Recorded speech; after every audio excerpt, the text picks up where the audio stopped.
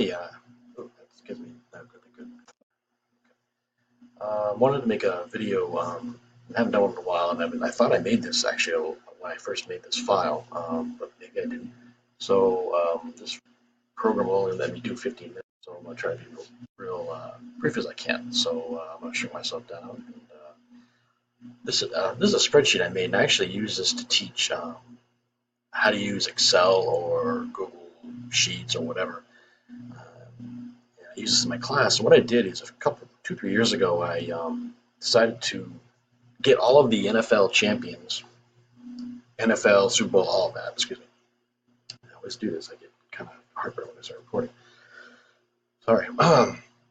And what I did is I took all every year. I took the NFL or the Pro Football champion, and I gave them 2 points for winning the championship that year, and then I gave the one that either came in second place or lost in the championship game, I gave them 1 point for that year. And then decided to come up with totals to see who the best team was in the NFL. It ends up being the NFL, but it didn't have to be the NFL. For the 60s, I actually included the AFL in their championships. So I gave the winner 2 points, gave the loser of the championship game or the number 2 team in the league 1 point. And I did that all the way from 1920, 1922, all the way up to now.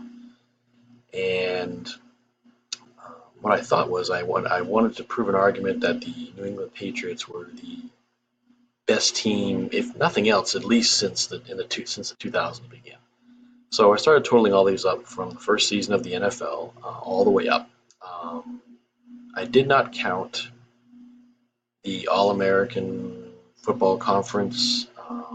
I didn't count them as their champions because the NFL doesn't count them either. Yeah, however, I did count the AFL because the AFL were considered a professional league, and to defend that argument, the AAFC, I think it's called All American Football Conference or AAP, whatever it is, really was a lopsided league and only really had one good team, really. So that's what I did, and as you can see, I have tabs for each decade down here below, and I wanted to prove that not only were the Patriots the best team of a particular decade, but they did something kind of unique this year. So let's start with the 1920s. I got to go kind of quick here because I've already burned 2 minutes. Each team that either won a championship or came in second place gets their name here. If they won, how many times? If they came in second place or lost a championship game, how many times? And it gives them their score. So if you win one and lose 5 games, you end up getting 7 points because you get 2 for winning the championship. Back then, there was only one league, so the Bears obviously won the most, and they get a score almost double of the second-place team. So you could say it's a good argument to say the Bears were the best team of the 1920s. And I do this with my sixth graders. That's how I show them how Excel works. Let's go on. So 1930s, only 5 teams made it to the championship game. And out of those, it was a little closer. The Packers got 10 points, and the Giants got 8 points. You can see 4 wins. Twice they went and lost for a total of 6 times. The Giants also had a total of 6 times, but they only won twice and lost 4 times, so they have less of a score. So I think that system works pretty good. If you go on from that, the 1940s, these teams made it to the championship game, and there are their scores here. Again, the Bears pretty much almost 2-1 over the next team, the Eagles, and the Bears become the first team to win, 2 decades in a row. The team of the 20s and the team of the 40s. Let's keep going. 1950s. Again, I didn't count the other league, the semi-pro team or the All-American Football Conference, but the NFL. Browns came in the NFL. It didn't matter. They still they went to 7 championships for the 1950s. So in the championship game, out of a 10-year period, the Browns were in the championship game 7 times. They won 3 of them. So there's no real argument here. Even the Lions do come close. The Lions were there for 4 of them as well. So 2 real dominant teams in the 50s. 2 really dominant teams. And after that, the Colts won a couple times and won. So real dominant team. Not a 2-1, but still a good argument that the Browns were a better The 60s gets a little more complicated, and in the 60s, you now have these don't equal 10 anymore. For 10 years, they equal 20. And the reason for that is I'm counting the NFL and the AFL from the 60s. So there are all the teams that either made it to the championship game, won it, or lost it. And it's good to know that I did not count the Super Bowl 1 through 4. I did not count the winner of the Super Bowl getting more points, at least not on paper.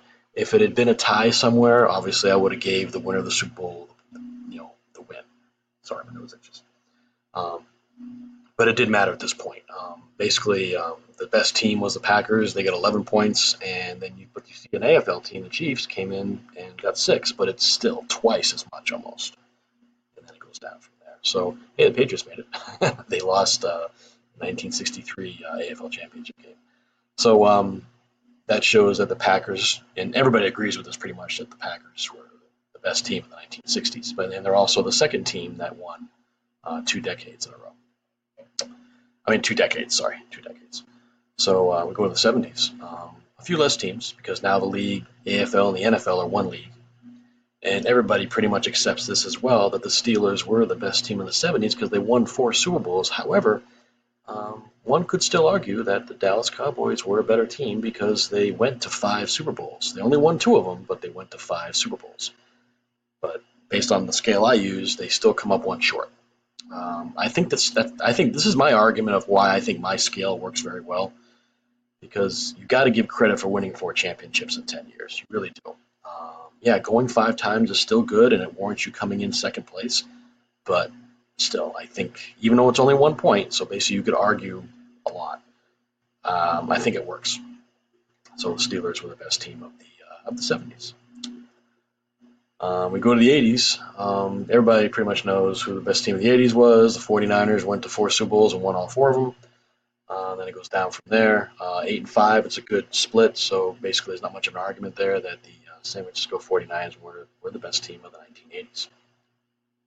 Go to the 90s. Again, it's pretty obvious. But what's kind of interesting here is the Cowboys obviously won 3 Super Bowls in the 90s and get 6 points. Broncos won a couple in the late 90s. They get 4 points. But look at the Bills. The Bills went to 4 Super Bowls in a row. Lost all 4 of them, but they still deserve those 4 points. So they're tied for second place, even though they never won a Super Bowl. But they went 4 times. And I think it means something that they went 4 times in a row. So I think my point system is pretty good. Probably not perfect. My son brought up a good point of maybe factoring in, at least the upper rounds of the playoff games. Yeah, maybe. I don't know, but we'll see. But I think this works pretty well. So, again, it goes all the way down from there, equals 10. So that's the Dallas Cowboys were the team of the 90s. So you had a couple teams that won 2 decades. You had the Bears, and you had the Packers. We get into the 2000s, and again, pretty much most people know how it went. The Patriots basically went to 4 Super Bowls in 10 years and won 3 of them. 3 out of 4 years, actually. So they get 7 points, but the Steelers had a good run, too. They won 2 Super Bowls in that 10-year period, bringing their total to 6, actually. 6 championships. So they did pretty well. In the Super Bowl era, I'm getting a little ahead of myself. I'm not a big fan of the Super Bowl era thing because I think team history should count for longer than that. But speaking of Super Bowls, this gave the Steelers their 6th Super Bowls. They have now 6 Super Bowl wins, which is the most of any team in the NFL. The Patriots went to 4 Super Bowls in 10 years and won 3 of them. So they did very well, and it's almost a 2-1 split there, so there's no real big argument. I think pretty much everybody has to agree that the Patriots were the best team of the 2000s. But now we get to the 2010s, and I wish I'd made this video a little earlier and just did an update, but up until this was the first decade I made a video about it. Maybe I'll link it if I can think of it. This was the first decade since the 1920s that a best team of the decade wasn't decided by the halfway point. Usually they're decided by the 5th year. In this case, it wasn't. This is the 9th year. And finally, it got decided this year. So it took a little while, and a lot of people who really like football probably like that because it makes a lot of teams competitive. But I think the last team to fall out was the Eagles. If they had won this year's Super Bowl and next year's Super Bowl, they could have, upset the Patriots for Team of the Decade, but they lost in the playoffs. So now Super Bowl 53 is coming up tomorrow. The Rams are going. That's why they have zeros here, because they're obviously going to get at least 1 point. And if they win, they'll get two. And the Patriots are going to get at least 1 point, maybe two. So they're going to have at least 7 points here. No team can catch them. No team can catch them for this decade. So no matter what happens next year, the Patriots could lose every single game. They're still going to be the team of the 2010s. I don't know what you call that decade, the teens or whatever. The best team of the decade. But what's significant about that, if we go to my main page here, look over here. Actually, this should say, well, I'm going to leave it January because the Super Bowl's tomorrow. These are the teams that won per decade. Again, you have a couple of teams that did it twice, and then you have the Patriots doing it twice, but not just twice, but twice in a row. So I think it's worthy of being able to call the Patriots the team of the decades. I know the Oakland Raiders used to call themselves that, but now I know the Bears and the Packers could do that as well. So maybe a better name is appropriate. But I don't know what the name of 20 years is called. I guess if you could have an argument for the quarter century, maybe we'll work on that. Maybe I'll do another Excel spreadsheet on that and we'll figure it out. Maybe the Patriots could strive for that and win a couple more and lock that in. But for 2 decades in a row, no team has ever done 2 decades in a row of winning both decades, and they've done that. Doesn't even matter what happens in the Super Bowl. The Patriots are the best team of the 2010s, and they were the best team of the 2000s. They are the best team running for a long time. Also, just so you know, see on this side, these are my calculations for totals for their whole existence in professional football, not counting the All-American Football Conference.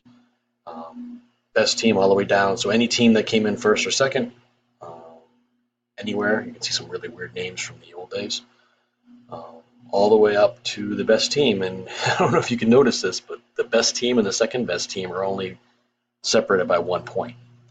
So that's you could really say the Packers and the Giants. There's a good argument to who the really best team is, but the problem with this whole calculation thing is obviously teams that have been in the league longer have an advantage.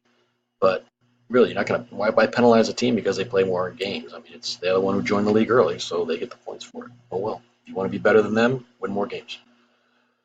I'm a big Patriots fan, but the Patriots didn't exist till 1960. So if we did a ratio, or ratio would be the right word. If we did a ratio of wins per season, maybe I should add that as an addendum later.